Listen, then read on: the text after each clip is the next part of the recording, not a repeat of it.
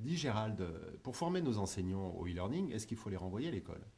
Eh bien, il faudrait peut-être y songer, alors sans les renvoyer à l'école, et je crois d'ailleurs que présenté comme ça, ce ne serait pas forcément bien pris par les enseignants, mais il faut avoir aujourd'hui conscience, en tout cas, que le e-learning n'est pas suffisant en lui-même s'il n'est pas associé à du tutorat. Finalement, dans le e-learning, il y a quelque chose qui est apparu comme étant essentiel dans la formation à distance, c'est le tutorat. Or, être enseignant et être tuteur sont deux choses qui sont quand même fondamentalement différentes.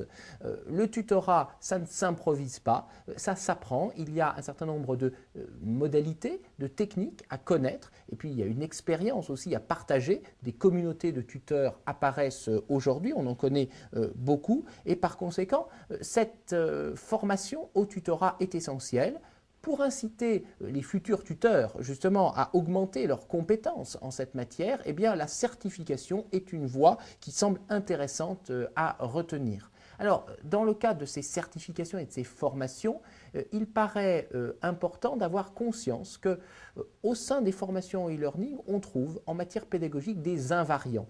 L'idée étant ici de montrer qu'il y a des constantes que l'on va retrouver et finalement revenir à cette idée qu'il n'y a pas de e-learning sans avant tout une bonne pédagogie et que c'est avant tout la pédagogie qui va être à la base et qui va être la source de qualité de toutes ces formations en e-learning.